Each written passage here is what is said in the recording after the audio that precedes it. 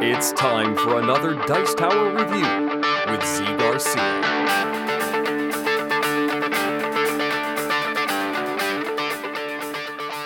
Hey everybody, today I'm taking a look at an expansion to Shadowrun Crossfire.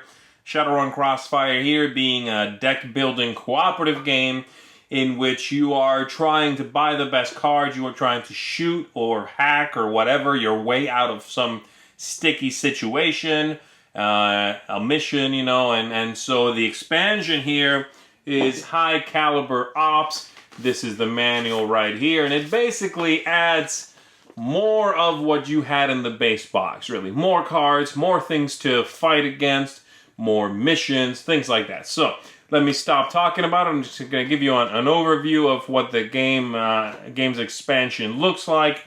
Again, as usual, when I'm talking about an expansion, I'm not going to be showing you how to play the base game.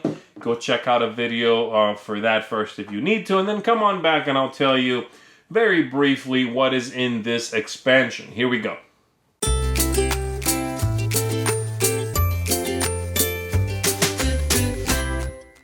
I would say this expansion definitely falls in the more of the same camp, where if you like something from the original, well, we're going to give you some more of it. So let me give you a quick look at what comes in the box here. We have more upgrades, which are cool, and it's just a little bit more variety. Definitely still you're going to have to play a whole lot of times to be able to get up to these 50s and 45s, but more of the upgrades is certainly a welcome addition. You are going to get more cards to add to the black market. This is the original black market deck here, and you get that many new cards. So pretty nice, a nice chunk of cards, and the main new thing here, let's get rid of this as a background. The main new thing here is that these are sometimes multicolor. So this is a skill and a spell card, and you have a few that are like that. And so they'll do they have multiple colors on the same one. This is a hacking weapon because of the text. You have this one also has both colors there. So that's pretty cool. It's a nice addition to the game, but it's ultimately doesn't really mix it up that much, but it definitely makes the black market deck a little more interesting when you see come up there. So there's that. You have the obstacles. This is the original easy obstacle level, and these are all the new ones you get. So again, a nice amount of new ones. Definitely more of the same here, I would say. The elf cards are pretty powerful in the new one here. I think there's a lot of variety there. That's largely because I think one of the new missions, which I'll get to in 1 second, uses the elves more heavily than any other kind of card here. So cool. More of the obstacles there. We also have more obstacles that are difficult. Here is the original ones, right there, and this is the new one, smaller edition there, but again, very cool welcome addition to the decks. Both of these now are pretty formidable, and there's quite a bit of variety there. You're not going to see as many repeats, obviously, and I feel that way also about the black market deck. You are going to get new starting cards, which, well, again, this is not much of anything except they have new artwork on them, but same thing as the original ones here. So, the cards are not different or anything. It's just more of them. And then you get a couple of new roles that you can choose to be here. I don't really, I guess I just don't care for these that much. They let you have different starting configurations mostly is what these are here for. And that's fine, but this is a minor addition. It's not something I've found myself leaning towards very often anyway. And then the main thing I'm very happy to have now is more missions. Because if there's one thing this game needed, was definitely more missions. You had 3 in the base game, and only one of them was something you could tackle right away. The other ones expected you to already be beefed up.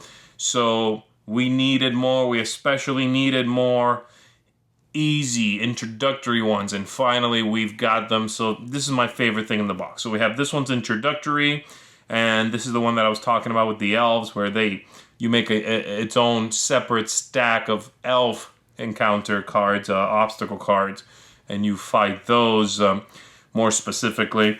Then you have this one, the Free Fire for All is a very interesting one. Also, that one's introductory, the one I just showed you. This one says normal. And I like this because it is a fire fight. I mean, everybody's attacking everybody, where sometimes you'll have one obstacle in front of you be attacked by another obstacle in front of someone else. And so it's kind of crazy, but lots of action going on in this one. You have this one, which is advanced, but it says it suggests 5 karma at least per player, so that's pretty easy. Another one where you can get to pretty much right away, and then a couple of beefier ones. This one expects you to have at least 25 is what it suggests. And then Pandemic over here, which says very advanced, at least 40 karma suggested per player. But definitely missions and more black market cards. I think, and again, this is all the new ones here. I think those two things are what really make this expansion something solid and something that you should check out if you were already a big fan of the game. All right, let's get to my final thoughts. Well, I've already kind of given you some thoughts there, but let me elaborate on those a little bit. I would definitely say this expansion is for folks that already really love the game. Now, you might be thinking, well, it's kind of obvious. That's who, all expansions are for. But I don't think that's necessarily true. Some expansions, if you dislike the game, with the expansion, you might enjoy it, And some expansions are the opposite. They might take away the purity of whatever you liked about the experience. I would say this one does neither one of those things. It's simply one of those expansions that gives you more of what you had. Is that good or bad? Well, that depends on whether you liked the base game. I did like the base game, and so I'm very happy to have more and new cards in the black market deck. Missions, especially, the game really needed more missions in the box, The special roles I could take or leave, don't care for that, but everything else I'm very happy with. Upgrades, more choices, why not? So, again, the kind of expansion that if you enjoyed the game, I would say, and you're playing it a lot also, should be part of that caveat, maybe is, I would say yes, go and get this expansion, because it's going to give you more of what you liked. If you were someone who was borderline thinking, yeah, the game's all right, but maybe if it did something else, if it did something a little bit different, maybe if they tightened this up or fixed that or streamlined this is not going to give you that. And so this expansion will not be for you because it's largely more content of the same style. So there you have it. That's a thumbs up from me because I do like the base game, but I want to make you aware that that is the kind of expansion this is. So high caliber ops, if you just want to refresh your Shadowrun Crossfire set, you want a little more oomph in there, you want to bring it back out to the table, then I would say get out there and get your hands on this expansion. Otherwise, you can safely skip it, but that's a thumbs up from me. High caliber ops. Thanks so much for watching the Dice Tower videos. Find more great videos and reviews, as well as our top-rated audio podcast at Dicetower.com. You can also find other great shows at Dicetowernetwork.com. I'm Eric Summerer, and you've been watching The Dice Tower. The Dice Tower is sponsored by Cool Stuff Inc., where you can find great games for great prices. Cool stuff in stock. Check them out at CoolStuffInc.com.